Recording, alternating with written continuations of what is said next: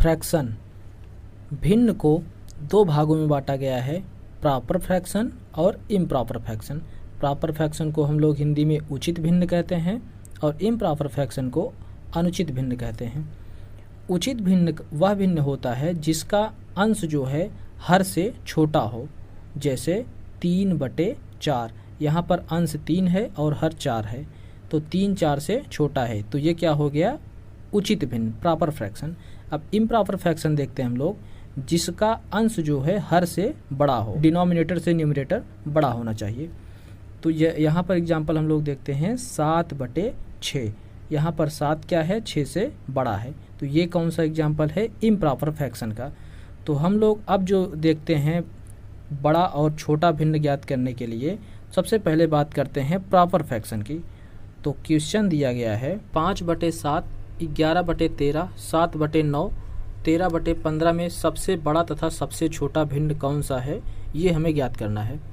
तो फ्रैक्शन के ऐसे प्रश्नों में हम लोगों को दो टाइप के प्रश्न मिलेंगे, जिसमें अंश और हर, न्यूमरेटर और डिनोमिनेटर का अंतर जो रहेगा वो सभी में एक समान रहेगा, और दूसरे टाइप का प्रश्न ऐसा रहेगा जिसमें अंश और हर का अंतर एक समान सभी में नहीं रहेगा।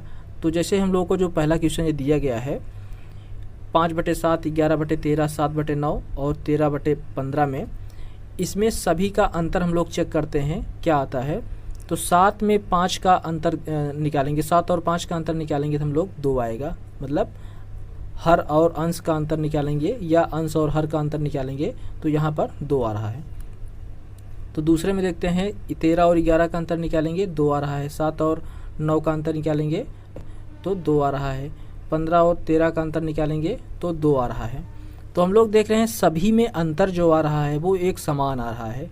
अगर ऐसे प्रश्न आए कि अंतर सभी का समान आए तो इसमें जो जिसका अंश सबसे बड़ा रहेगा वही भिन्न हमारा, वही फ्रैक्शन हमारा सबसे बड़ा होगा। तो इसमें सबसे बड़ा जो अंश है वो है 13, तो ये हमारा सबसे बड़ा भिन्न कौन सा हो जाएगा, 13/15, और सबसे छोटा भिन्न हमारा कौन सा हो जाएगा, 5/7। ये तो हो गया एक टाइप का प्रश्न। अगले टाइप का प्रश्न ऐसा है जिसका अंतर जो है अगर समान ना आए, इसमें तो था कि अंतर सभी का एक समान आया था, 2 2 2। अब हम लोग ऐसा प्रश्न देखते हैं जिसका अंतर समान ना आए, इसमें सिर्फ 2 ही टाइप के प्रश्न पूछे जाते हैं। तो अगला सवाल लेते हैं हम लोग 11/13, 7/13, 13/17, 23/35। इसमें हम लोग सभी का अंतर देखते हैं, अंश और हर का। 11 और 13 का अंतर 2 है, 7 और 13 का अंतर 6 है, 13 और 17 का अंतर 4 है, 23 और 35 का अंतर 12 है। अंश और हर का अंतर हमको ज्ञात करना है। तो इसमें सभी में अंतर क्या आ रहा है, पहले में 2, दूसरे में 6, तीसरे में 4, चौथे में 12। अब सभी के अंतर से सभी के अंश में भाग करेंगे। जैसे 11 और 13 का अंतर 2 आया था तो 11 में 2 का भाग करेंगे। अगले में 7 और 13 का अंतर 6 आया था तो 7 में 6 से भाग करेंगे। अगले में 13 और 17 का अंतर 4 आया था तो 13 में 4 से भाग करेंगे। और 23 और 35 का अंतर 12 आया था तो 12 से भाग करेंगे 23 में। अब हम लोग क्या करते हैं, भाग ना करके सबसे पहले क्या काम करते हैं, जो भी अंतर हमारा आया था 2, 6, 4, 12, इनका एलसीएम निकाल लेते हैं। तो एलसीएम इनका आ जाएगा, एलसीएम बराबर आ जाएगा 12। तो जो एलसीएम आया है इसी से चारों में मल्टीप्लाई कर देते हैं, 12 12 12 12। तो अब हम लोग इसी को हल कर लेते हैं। तो ये हो जाएगा 2 छंग 12 और 11 छक्का 66। ये हो जाएगा 6 दूनी 12, 7 दूना 14। ये हो जाएगा 4 तियाँ 12, 13 तियाँ 39। ये हो जाएगा 12 एकम 12, ये हो जाएगा 23। अब इसमें हम लोग देखते हैं सबसे बड़ी जो भिन्न है, जिसकी वैल्यू सबसे ज़्यादा है वो भिन्न सबसे बड़ी होगी। तो सबसे ज़्यादा वैल्यू किसका है, 66, मतलब 66 का। 66 किससे बना था, 66 बना था 11/13 से।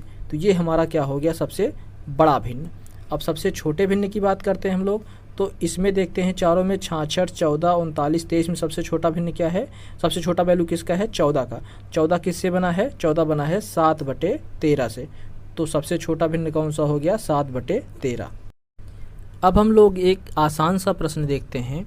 जैसे दिया गया है 9/7 10/11, इसमें कौन सा भिन्न बड़ा है, कौन सा भिन्न छोटा है, इसको हम लोगों को ज्ञात करने के लिए सबसे पहले क्या करते हैं, क्रॉस मल्टीप्लाई कर देते हैं।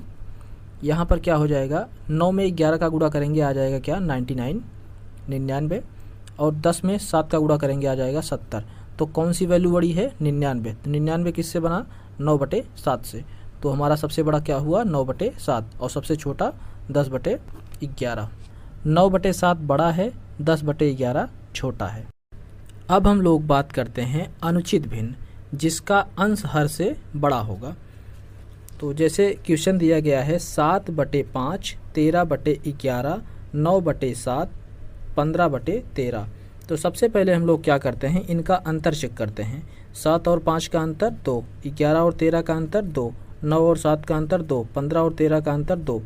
तो यहाँ पर अंतर सभी का समान आ रहा है।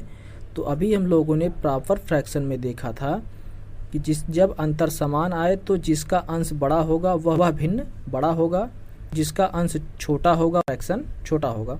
तो यहाँ पर इन प्रॉपर फ्रैक्शन में उसका ठीक उल्टा है।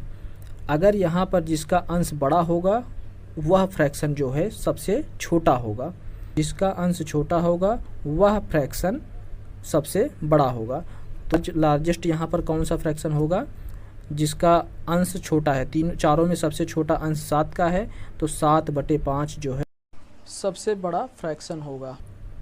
ये हो गया इम्प्रॉपर फ्रैक्शन के लिए, जब सभी का अंश एक समान है। अब अगला क्वेश्चन हम लोग देखते हैं। 15/16 8/3 11/12 7/8, इसमें सबसे बड़ा तथा सबसे छोटा भिन्न ज्ञात करना है। तो सबसे पहले इसमें हम लोग देखते हैं 15/16, मतलब अंश छोटा है हर बड़ा है। अंश छोटा हर बड़ा होता है प्रॉपर फ्रैक्शन में। अगला क्या है 8/3, अंश बड़ा है हर छोटा है। ये किस में होता है, इम्प्रॉपर फ्रैक्शन में। अब ये जो क्वेश्चन है प्रॉपर फ्रैक्शन और इम्प्रॉपर फ्रैक्शन दोनों को मिला के क्वेश्चन दिया गया है। तो ऐसे प्रश्नों में जब भी प्रॉपर और इम्प्रॉपर दोनों मिक्स क्वेश्चन दिए गए हों तो इसमें इम्प्रॉपर फ्रैक्शन हमेशा बड़ा होगा। यहाँ पर 8/3 सभी इन चारों में सबसे बड़ा है। अब तीनों में हमको सबसे छोटा फ्रैक्शन ज्ञात करना है, 15/16 11/12 और 7/8, चूँकि ये तीनों जो हैं प्रॉपर फ्रैक्शन हैं। अगर हम लोग चाहें 15/16 और 11/12 7/8 में सबसे छोटा निकालने के लिए तो हम लोग डायरेक्ट भाग भी कर सकते हैं। 15 में 16 से भाग करेंगे तो भाग करने पर जो भी तीनों में मान आएगा उनसे भी हम लोग चेक कर सकते हैं कौन सबसे बड़ा है कौन सबसे छोटा है। लेकिन यह एक लॉन्ग मेथड हो जाएगा, शॉर्टकट मेथड वही होगा जो हमने अभी आपको बताया है। तो सबसे छोटा फ्रैक्शन आप लोग कमेंट बॉक्स में लिख कर बताइएगा। तो उम्मीद करता हूं दोस्तों मेरे द्वारा बताया गया वीडियो आपको पसंद आया होगा। अगर पसंद आया है तो चैनल को लाइक कीजिए, शेयर कीजिए, सब्सक्राइब कीजिए दोस्तों के साथ। Thank you.